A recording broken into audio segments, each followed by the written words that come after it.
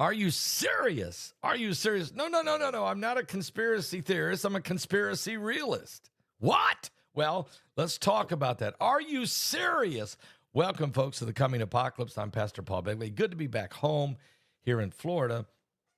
And thank you for all your prayers as we continue to pray for my mom and dad. I really appreciate it greatly. Let me just put a shout out right now before I get into this unbelievable disclosure information. But a 2025 survey has found that over half of the U.S. adults are concerned about how fast their skin is aging. And 40% are fixated on the random wrinkles of dark spots. If it sounds like you're not alone, more and more people are noticing visible changes in their skin for far earlier than they expected. This is why I'm using this stuff right here, guys. It's not a secret, but it feels like a secret because no one seems to know about it. Collagen. That's right. This is a weapon. I'm obsessed with collagen. I've noticed that in my skin, it provides my skin with the 5 must-have type of premium collagen needed to help reduce the wrinkles. 5 different types, plant and fish collagens. And since I've been experiencing smoother skin, more elasticity, fewer fine lines, more youthful glow, guys, I feel amazing. And be sure it helps with the joint pain as well. Be sure and grab a bag of this ageless multi-collagen. It's tasteless. It's odorless. You'll become ageless. Guys, seriously, 1 scoop in the soup and you'll feel great. You'll look great. And you can save 51% off right now. Guys, do it right now. Plus, they'll give you a free VIP live health and fitness coaching for life. They'll give you a free ebook titled The 14 Foods for Amazing Skin. And there's a 60-day satisfaction guarantee. All of it. Go right now to www. Click on the link below the video. Go to www.healthwithpaul.com. That's www.healthwithpaul.com. You'll be extremely glad that you did. Well, all right. It's turning green. Yep. Atlas 3I. Now, today there's going to be hearings this morning, pretty soon, actually, at the United States Congress about UAPs and UFOs and strange sights in the heavens. Now, Jesus even said that in the end times, there'd be great signs and fearful sights in the heavens. And we know this is true because we're seeing more and more and more of it all the time. This was part of the Luke 21 prophecy of the end times when Christ was asked about what will be coming. But let me tell you what we've been noticing now, of course, and that is Atlas. It is now turning green. The latest pictures of it show it barely turning green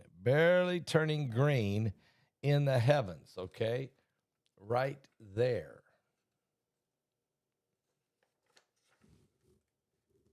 Now, the reason that's important is because comets generally turn green. The thing is about this object, it's coming from an interstellar. It's the size of Manhattan. It's traveling about 135,000 miles an hour, the fastest speeding bullet ever to come roaring through our solar system in history. And it doesn't have a tail, or at least it hasn't had a tail. And it hadn't been green. It had been a reddish color, but now it is turning green. And so what does that mean? Well, recently, all the spectroscopic studies of 3I Atlas indicated a reddish color, but the latest on September 7th being reported by Michael Yeager suggests that the glow is turning green. The transition from red to green blue colors might be associated with a steep rise in the production of cyanide. You heard me. Cyanide. Are we talking wormwood? I'm just, hold on now. But cyanide, as reported by a very large telescope on August 25th, we know that cyanide is coming off of this object.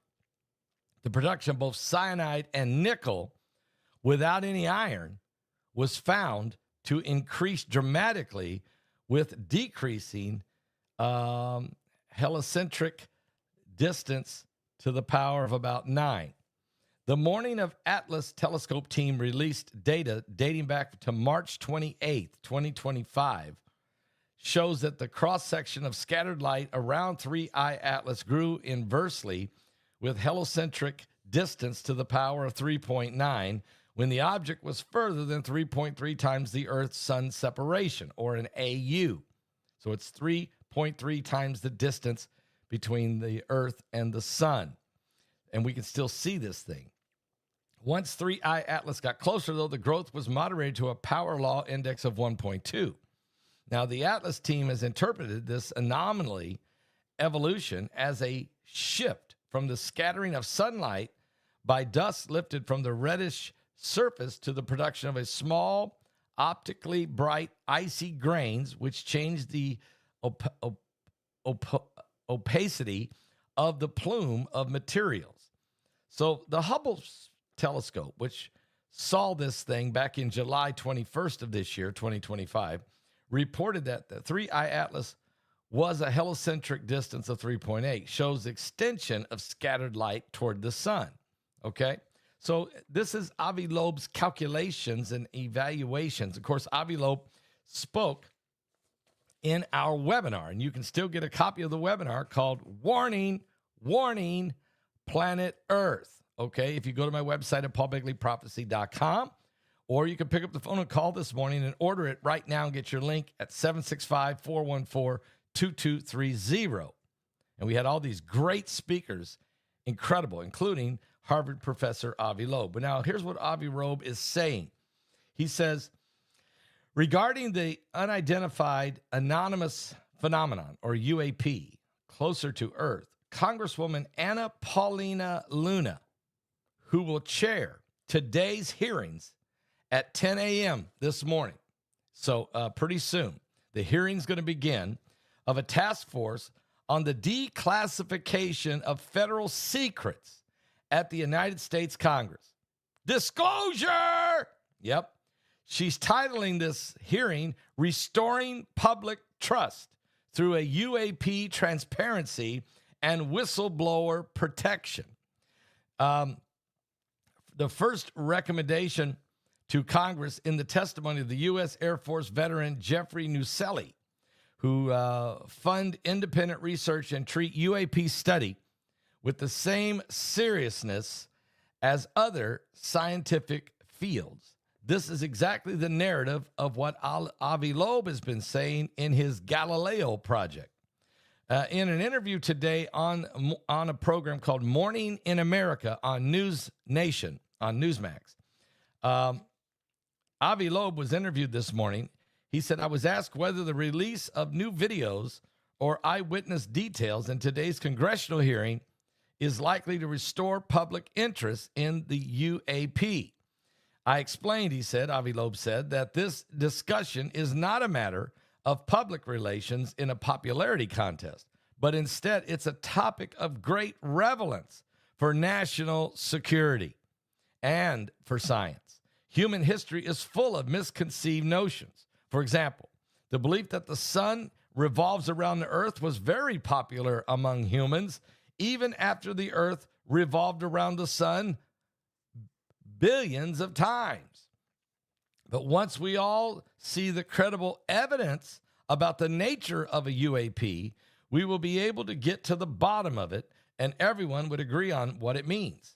When asked whether I believe that the U.S. government is hiding information, Avi Loeb said, I replied that as a scientist, I respond to evidence and not to what people tell me. Scientific evidence is our best path to new knowledge, whether in the realm of a UAP or Atlas 3I. The simplest way to tell the difference between a dogmatist and genuine scientist is to flood both of them with scientific quality data. Whereas the dogmatist will shove anomalous data under the carpet of traditional thinking, an open-minded scientist will be thrilled to learn something new with an underlying sense of humility. Not only is nature more imaginative than we are, but it also does not care whether we figure it out. The instance that everything in the sky is either icy rocks or human-made technologies will not rid us of a cosmic neighbor if they exist out there. In other words, if there is other alien life. Avi Loeb is the head, of course. Excuse me. I'm sorry. Avi Loeb, of course, is the head of the Galileo Project and the founding director of the Harvard University Black Hole Initiative. Bobo, stop. Director of the Institute for Theory and Consumption at the Harvard Smithsonian Center for Astrophysics and the former chair of the Astronomy Department of Harvard University. He's the former member of the President's Council of Advisors on Science and Technology and the former chair of the board on physics and astronomy of the National Academics. He is the best-selling author of Extraterrestrial, the first sign of intelligent life beyond Earth, and the co-author of the textbook Life in the Cosmos that he published back in 2021. So Avi Loeb is saying, not so fast on this 3I atlas. Not so fast. Don't call it a comet yet, because the dust that's coming off of it, we know, is nickel and cyanide, not nickel and iron. But even nickel and cyanide will turn the color green. So all comets are green. He's saying, I see it, but not so fast yet. This is faster than anything, larger than anything that we've ever had come roaring through our solar system at the speeds that no one ever had, and it's anti-gravitational acceleration, which is impossible in science. That's why he and many other scientists are studying this very closely. Today at 10 o'clock, the United States will be having hearings on UAPs, UFOs, and secrets, governmental secrets protecting whistleblowers. So this is a big deal. I'm not sure what's going to come out of that, if we're going to hear more information about UAPs, but the government has got to start coming clean. We'll find out. Now, in my book, Revelation 9:11, if you have a copy of my book, which of course went number one 3 different times on Amazon.com, I have a new book coming out this spring. I'll tell you more about that. I'm just about ready to sign the dotted line. Actually, I have the document laying here. Here's what I have, what I wrote in this book. It had to do with strange sights in the heavens, okay? And before the crucifixion of Jesus Christ, Christ described signs of the end times. And Bobo is barking. Confirming that deception would be the biggest problem. For false Christ and false prophets will rise and show great signs and wonders so as to deceive, if possible, even the elect. That's in Matthew 24:14. The Apostle Paul also warned of deception in the last days. He wrote, "Let no man deceive you by any means, for that day will not come unless the falling away come first and the man of sin is revealed." Looks like I'm going to have to take a break and deal with Bobo, so I will be right back because this is a very important information. So how about a song?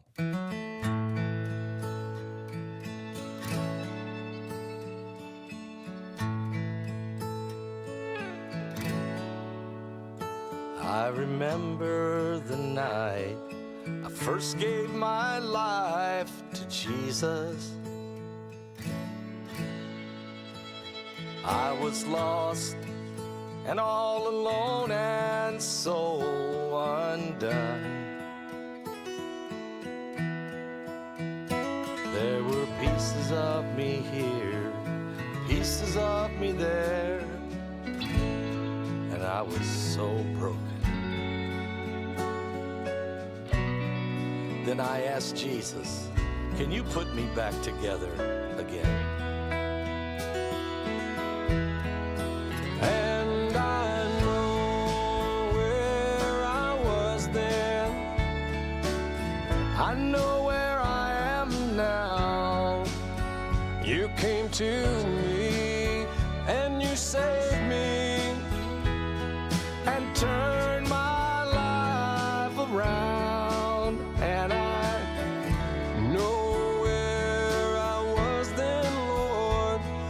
I know where I am now.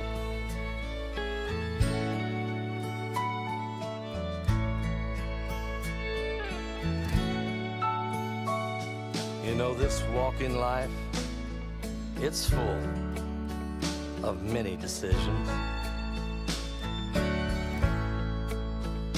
And we live with each and every one we make. But the best decision I ever made was when I asked the Lord, can you come and heal this broken man that I am? And I know where I was then. I know where I am now.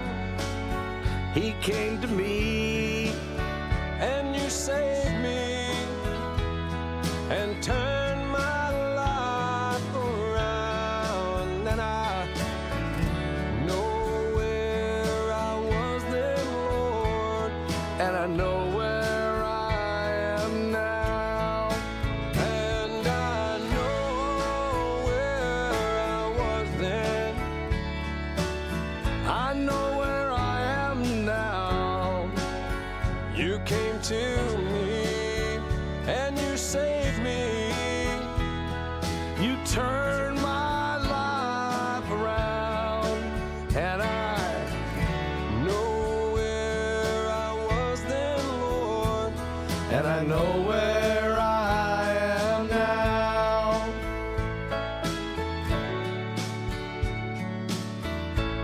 Praise God for that, folks. Do you know where you are with God?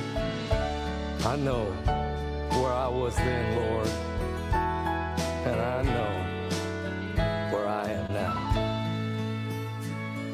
What a great song. Kevin Wilson wrote the song, and of course he and I recorded together on my album, Harmonize and Prophesy. You can get that copy of that album at my website at paulbegleyprophecy.com.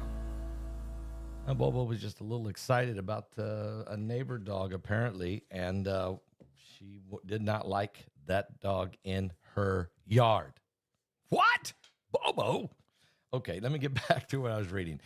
There is very important information, okay, that Jesus wanted us to know. And so I wrote that in Revelation 9:11 in the 10th chapter. And the Apostle Paul also warned us of deception in the last days. This is very important. Let no man deceive you by any means, for that day will not come unless a falling away comes first, and the man of sin is revealed, the son of perdition. The coming of the lawless one, folks, is according to the working of Satan, with all power and signs and lying wonders, and with all unrighteousness and deception among those who perish, because they did not receive the love of the truth that they might be saved.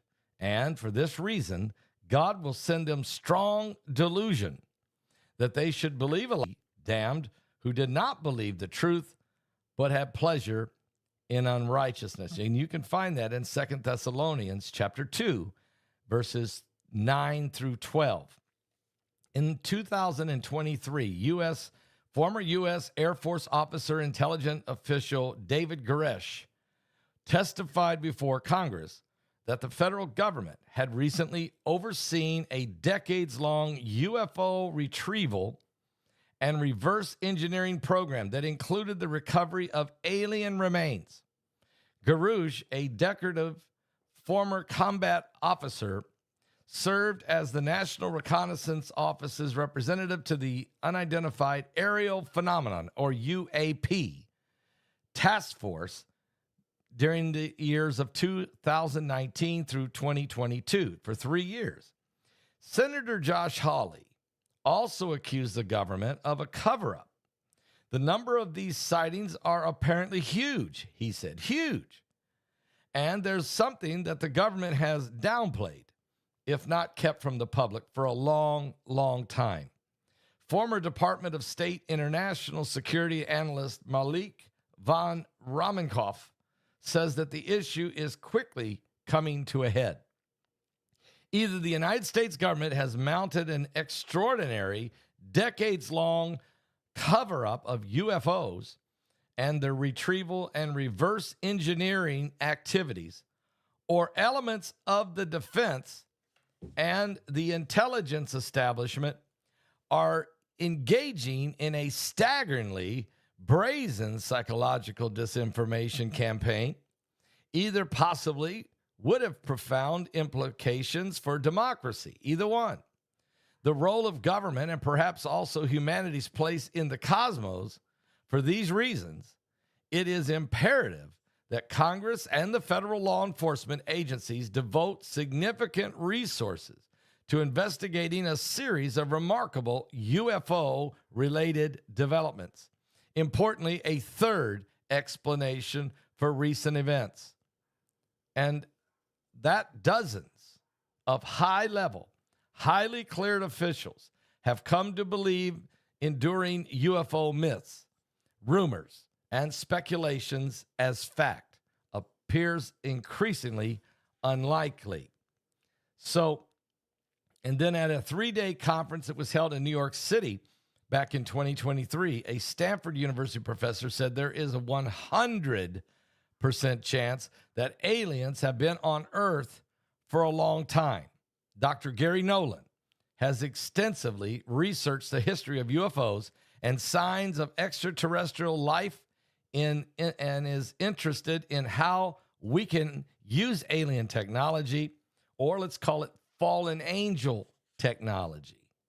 Okay, and I'll explain in a moment how it can expand the reaches of human consciousness.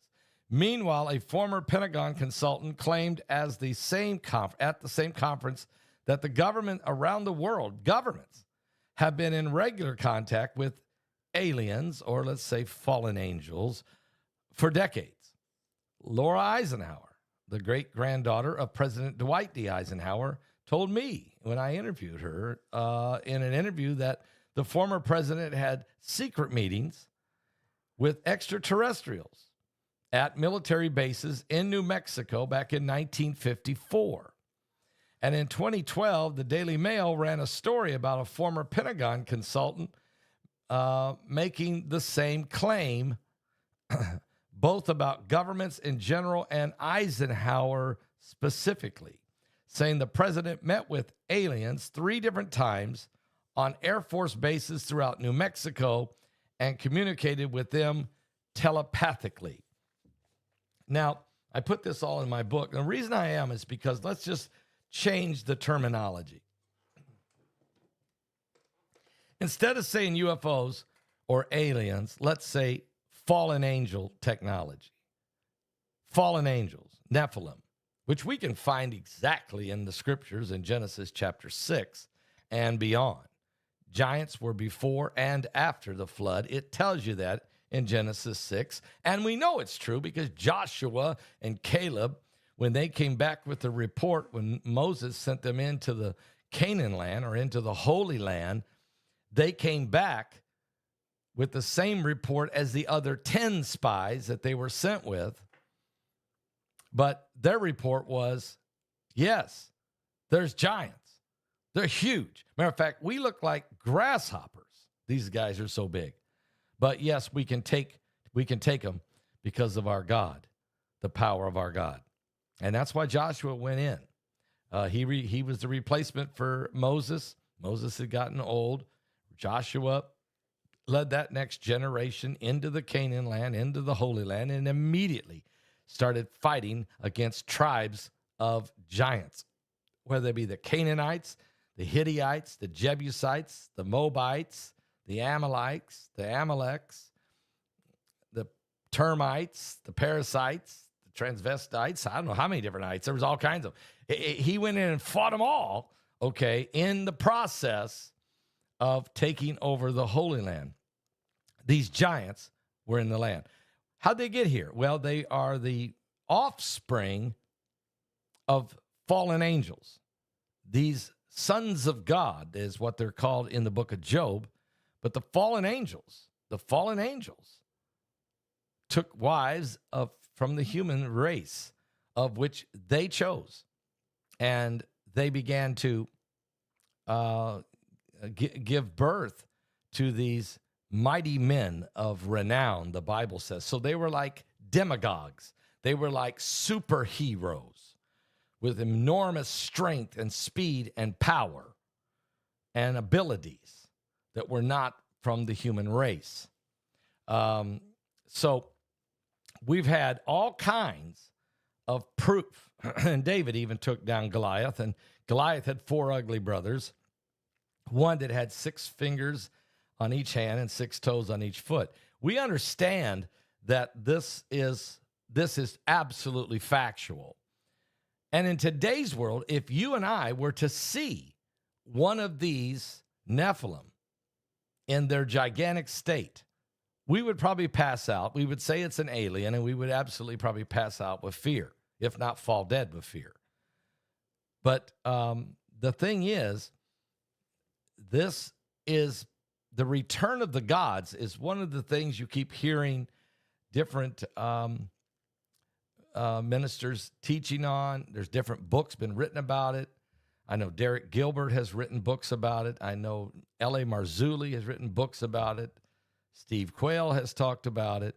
And even Bishop Larry Ragland has a new book coming out about it. And there's a lot of others who have identified the fact, and I write about it in my book, Revelation 9:11, and I'll be writing about it in my next book as well, that this is something that's not going to go away. Now, we can either sit here as the church and let the world do the disclosure, or we can do the disclosure. Let me say that again, preachers.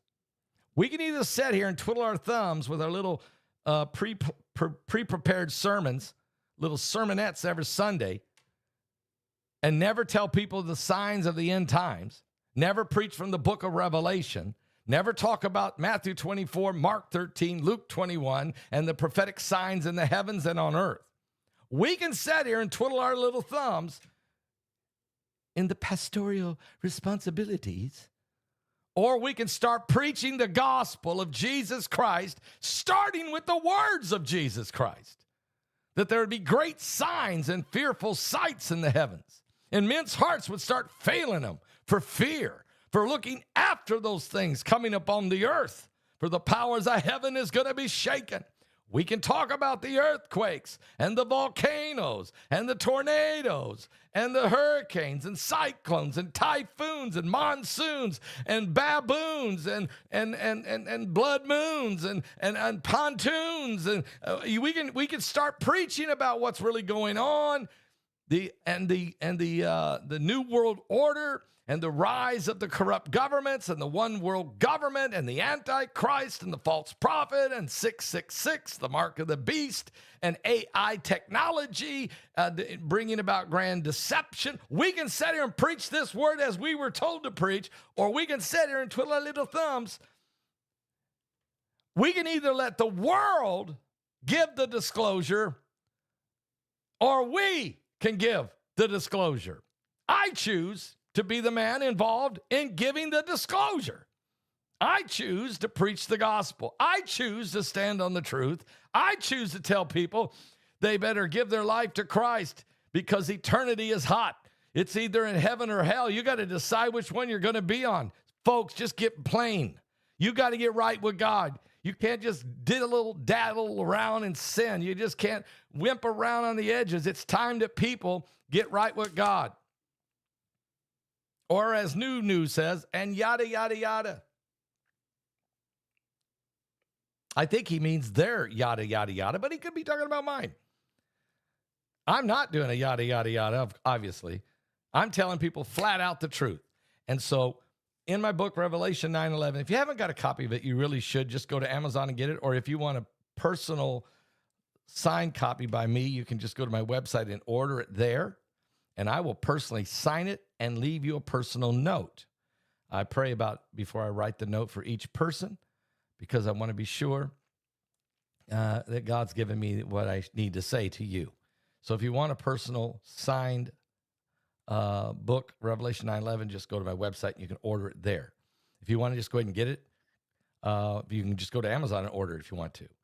And people are doing it. Matter of fact, it would be a great gift for a family member, a friend, okay, that is that it maybe is kind of interested. Maybe they're kind of skirting on the edges, whether they're saved or not. This book is vital to help open the eyes of what's going on. A lot of people won't pick a Bible up. They just won't.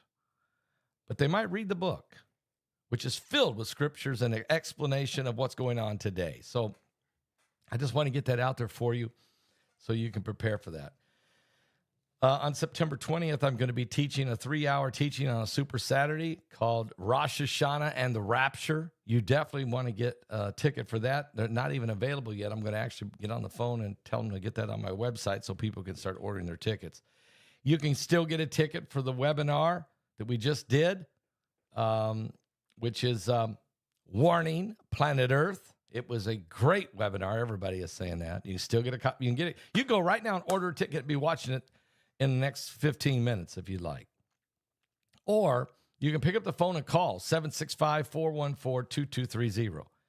And yes, people are already giving their Feast of Trumpet offerings. They've already begun. They're starting to come in, and even though the Feast of Trumpets begins September 22nd, 23rd, and 24th, people are already sending in their Feast of Trumpet offerings with their prayer request.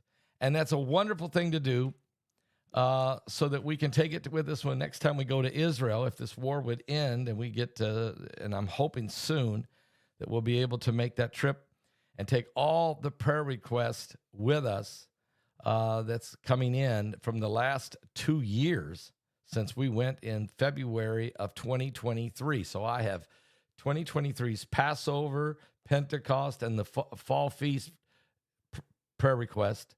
I have all of 2024's, and I have, looks like I'm going to have all of 2025's. Hopefully I can go to the Holy Land in early 2026 and go take all those prayer requests to the wall and pray. I don't have to go to the wall for those prayer requests to be answered. They're already being answered. I don't have to do that.